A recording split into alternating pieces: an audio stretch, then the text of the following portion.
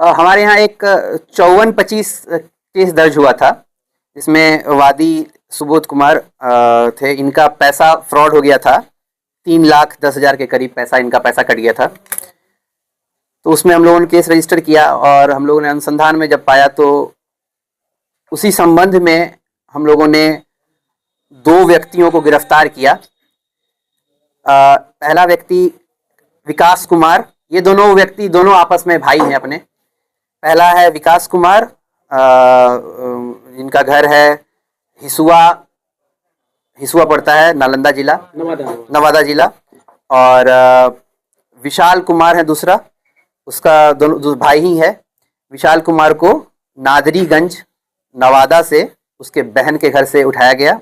वो on the run था, भाग रहा था।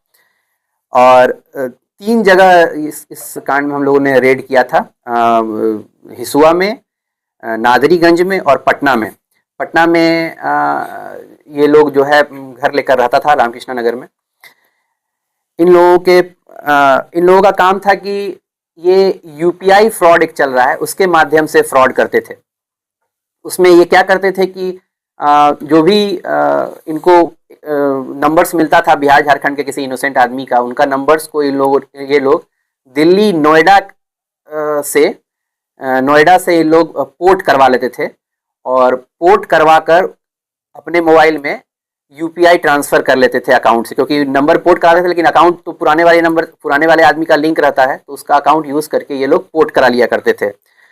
उस तरह से संबंध में हम लोगों ने जब जांच पड़ताल किया तो 54-25 खाता से तो पैसा इन लोगों ने जो काटा था 3,09,000, लेकिन इनका पैसा कट के जिस जिस खाते में जाता था उस खाते को भी यही लोग चलाते थे नंबर पोर्ट करवा के। तो ऐसा हम लोगों ने जोड़ा और हमारे यहाँ और भी बहुत सारे मामले हैं। एक और अनिल कुमार राम का आवेदन है, उनका 1,94,000 का फ्रॉड। और बाकी जब हम लोगों ने अनुसंधान में पाया कि ये जिसके खाता से पैसा काटकर अलग अलग खाता में भेजकर पैसा निकालते थे यूपीआई के माध्यम से, तो अभी तक के कागज में अभी 60 लाख रुपया इन लोगों ने निकाला है।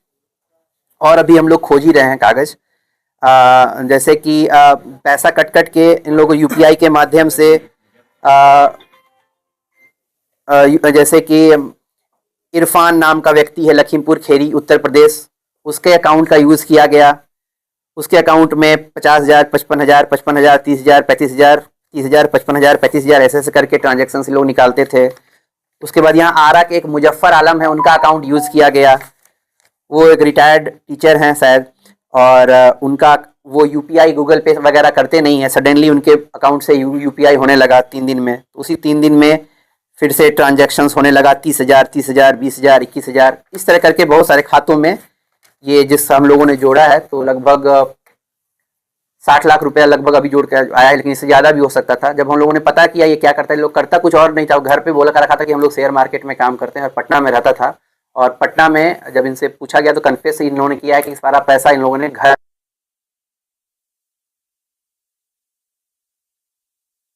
की कीमत करोड़ों में है। वो 5 तल्ला बिल्डिंग अभी बन ही रहा है वो। और इसके फादर कुछ नहीं करते हैं। और ये 3 भाई है ये लोग। तीसरा भाई रामकृष्ण नगर में, उसको भी हम लोग खोजने गए, वहाँ भी रेड चले थे, लेकिन वह भाग चुका था। बाकी सारे सबूत कुछ मोबाइल्स लेकर भाग गया है, कुछ जितना वो छिपाने की कोशिश किया। और जो बड़ा भाई है इसका सिर्फ एक दुकान है, तो उसके बेसिस पर इसका हम लोगों ने अभी हम लोग जब्ती का कार्रवाई करेंगे। जो जब्ती किए हैं, जब्ती में मोबाइल फ़ोन्स मिला है इसके। जब रेड कर जब ये भाग रहा था, जिसके पॉकेट में गड्डी रखा था 500-500 का नोट, वह 1 लाख रुपया लगभग वो बरामद हुआ है। 1 लाख रुपया। और हम लोग घर से हम लोग वीडियो बनाए हुए हैं जब्ती का था, लेकिन उसको हम लोग जब्त नहीं कर पाए घर में, सडनली हम लोग को निकलना पड़ा उसमें। तो इसके पास से जितने पैसे का ये लेन देन करता है, उसमें अधिकतर बोला कि सारा पैसा कहाँ है, तो बोला कि मैक्सिमम पैसा इन लोगों ने पटना वाले घर में इन्वेस्ट कर दिया है। और हम लोग उन घर का फोटो वीडियो लिया है, तो वो घर काफ़ी महंगा, रामकृष्ण नगर में आप समझ सकते हैं ज़मीन और वो 5 तल्ला बिल्डिंग का क्या कीमत हो सकता है। वो ये बना ही रहा है अभी नया, और बन ही रहा है। और उसके अलावा हम लोग जब्ती में ये जो एक भाई को पकड़ के दूसरा भाई जो भाग रहा था, वो उस कार को हम लोगों ने जब्त किया। दत्सुन व्हीकल, ब्राउन कलर का, ग्रे कलर का कार है, BR01FM1131। उस कार को भी हम लोग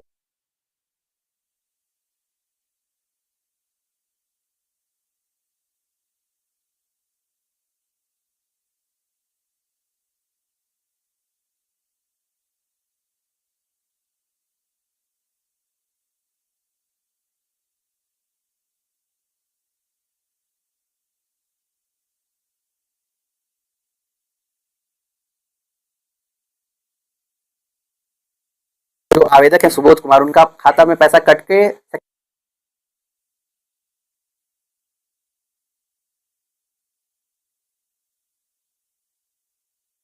उसी अनुसंधान में पता चला कि उनके खाता में जो पैसा यूज, जो मोबाइल नंबर से यूज हो रहा है, वह इनके मोबाइल में चल रहा था, अपराधियों के मोबाइल में चल रहा था, और ये उनके खाता का इस्तेमाल कर रहा था। इस तरीके से अनेक खातों